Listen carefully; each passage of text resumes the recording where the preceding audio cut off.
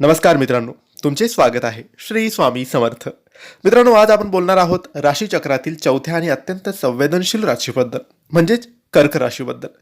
वर्ष 2026 मधील जुलै महिना कर्क राशीच्या लोकांसाठी कसा असणार आहे, कोणत्या गोष्टी होतील, कोणत्या घटना कर्क राशीच्या लोकांसोबत घडणार आहे, हे आपण आजच्या या व्हिडिओमध्ये जाणून घेणार आहोत. त्याआधी मित्रांनो, तुम्हाला जर तुमच्या पत्रिकेबद्दल, जीवनाबद्दल, तुमच्या नातेसंबंधांबद्दल, नोकरी व्यवसायाबद्दल काही प्रश्न विचारायचे असतील तर दिलेल्या व्हॉट्सअप नंबरवर आम्हाला मेसेज करावा.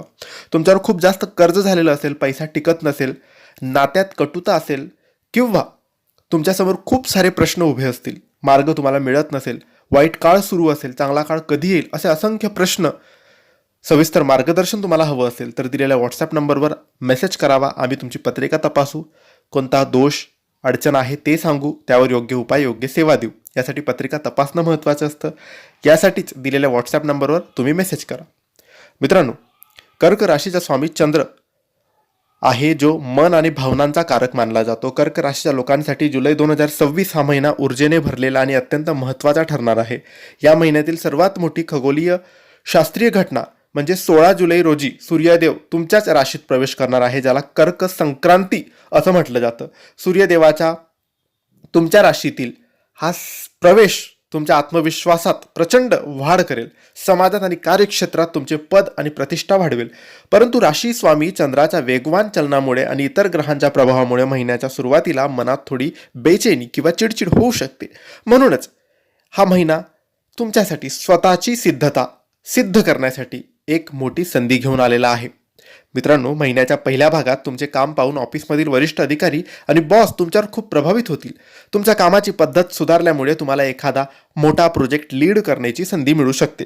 जे लोक सरकारी नोकरीत आहेत किंवा सरकारी नोकरीसाठी प्रयत्न करत आहेत त्यांना 16 जुलैनंतर सूर्याच्या राशी परिवर्तनानंतर खूप मोठे यश मिळण्याची शक्यता आहे. जर तुम्ही नोकरी बदलण्याचा विचार करत असाल तर या महिन्याच्या उत्तरार्धात 15 जुलै ते 30 जुलै दरम्यान हा काळ तुमच्यासाठी अत्यंत अनुकूल असणार आहे. तुम्हाला चांगल्या पॅकेजसह नवीन नोकरीची ऑफर येऊ शकते. फक्त एक गोष्ट लक्षात ठेवा, ऑफिसमधील सहकाऱ्यांशी अहंकाराने बोलू नका.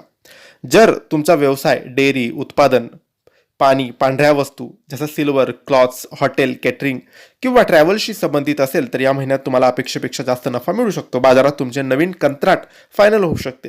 जर तुम्हाला व्यवसायाचा विस्तार करायचा असेल तर या महिन्याच्या दुसऱ्या आठवड्यानंतर तुम्ही गुंतवणूक करू शकता. नशिबाची पूर्ण साथ तुम्हाला लाभेल. मात्र कोणतीही मोठी डील करताना भागीदारीत थोडे पारदर्शक राहा, जेणेकरून भविष्यात गैरसमज होणार नाहीत. मित्रांनो, या महिन्यात तुमचे उत्पन्न चांगले राहील. एकापेक्षा जास्त मार्गांनी तुमच्याकडे पैसा येऊ शकतो. जर तुमचे कुठेतरी पैसे अडकलेले असतील तर या महिन्यात थोडे कष्ट घेतल्यास ते परत सुद्धा मिळू शकतात. उत्पन्नासोबतच या महिन्यात कौटुंबिक गरजा, मुलांचे शिक्षण किंवा घराच्या नूतनीकरणावर खर्च होण्याची शक्यता आहे.